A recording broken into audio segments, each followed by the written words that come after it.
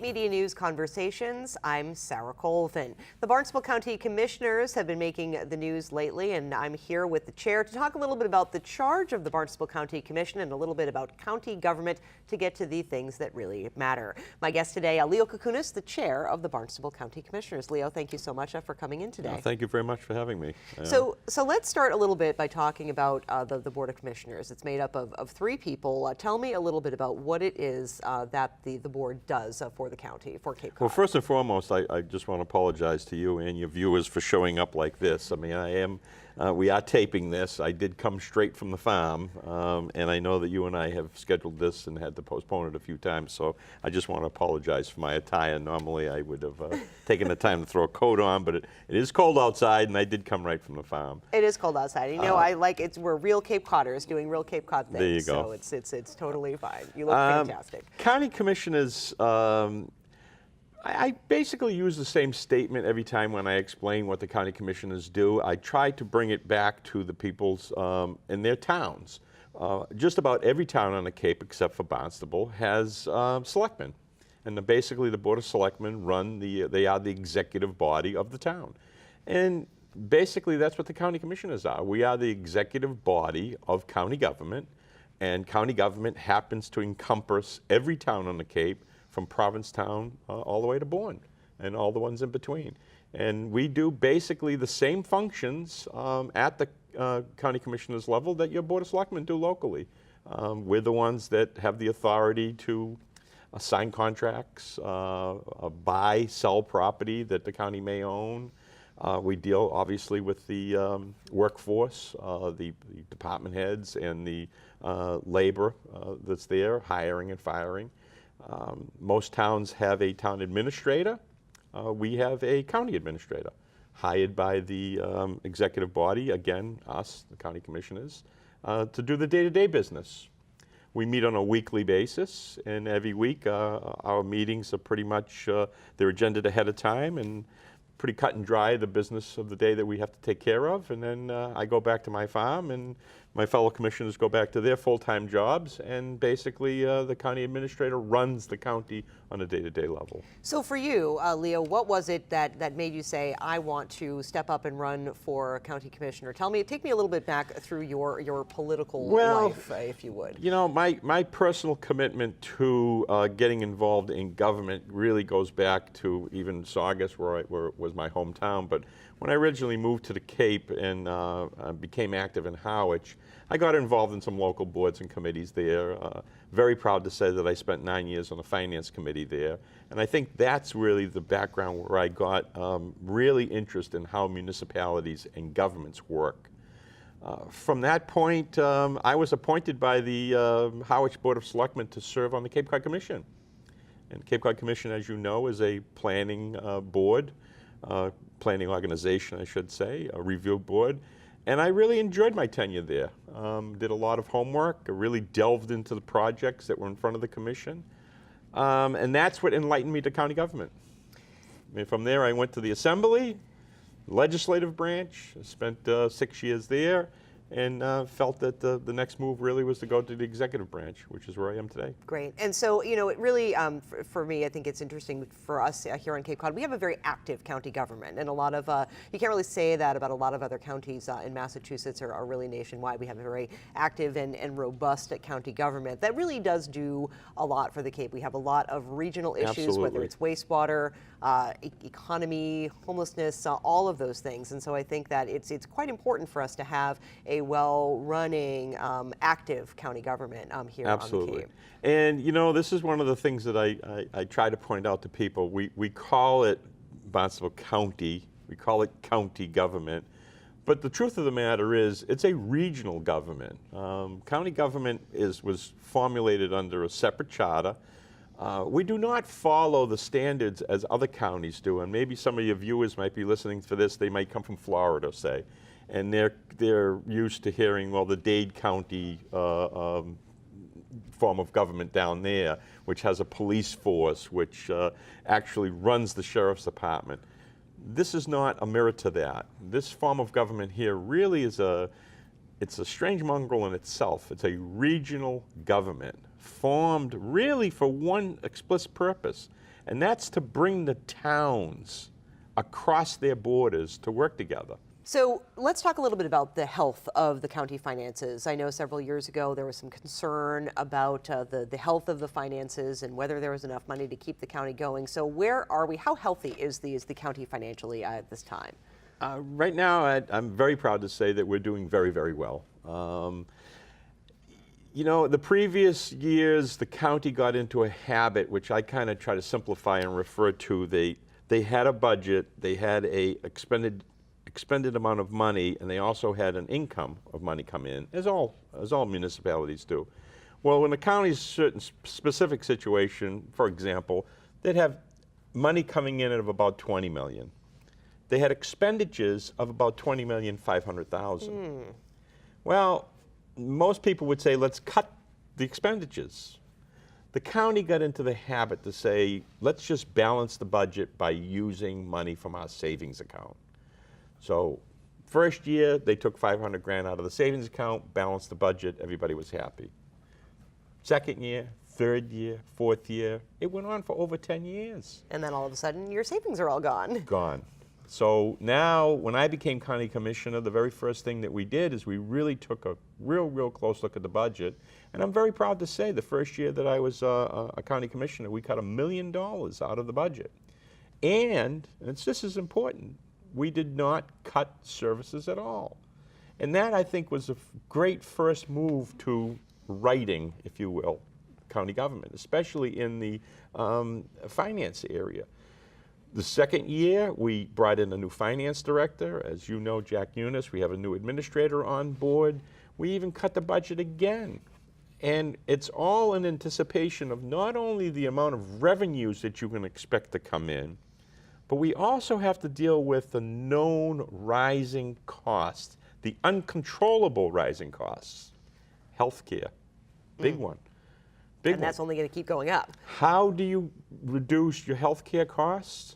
You either lay people off, so you're not paying healthcare for them, or you come up with a new policy that the county is only going to pay 50-50 instead of 60-40. There's tools like that you can use, but it's very difficult to budget for those fixed rising costs that we have no control over.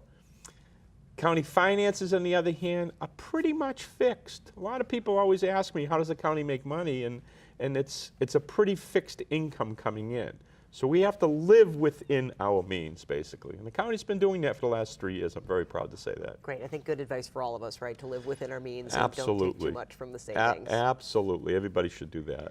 So I know one of the changes that was made recently was kind of a change of control of the license plate funds that are coming in. Tell me a little bit about that, because I know that the license plate money funds a lot of programs and initiatives here on the Cape. So talk to me a little bit about the changes license there. plate money, people have to understand that is something entirely different than general county funds. It's not commingled with general county funds. It also has nothing to do with the Cape Cod Commission's money that they get in and their tax. License plate money comes from the sale of Cape and Islands license plates. It was a program that was put in place now, I want to say, almost 20 years ago. What happens, and again, trying to simplify this enough, the money that's generated from that comes back to the Cape and gets split into 3 pots, basically. One pot is Barnstable County government. We get 40% of that amount that is generated every single year when people renew their plates. The Cape Cod Chamber of Commerce gets 40%. And then a percentage goes down to the Lower Cape Development, and also a small percentage goes over to the islands. So there are basically 4 players in, if you will, the disbursement of this money.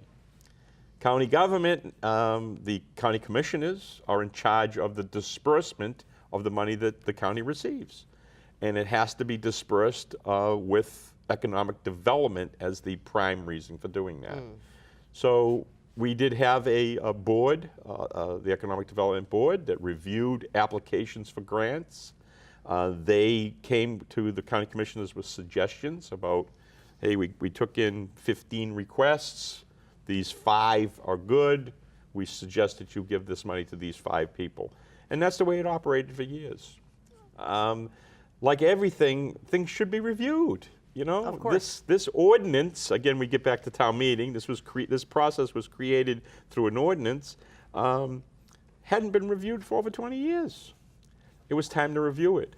We found that the Cape Cod Commission, our planning department, actually needed a 15-member board, plus or minus, to help them bring in some federal dollars, completely unrelated to the license plate.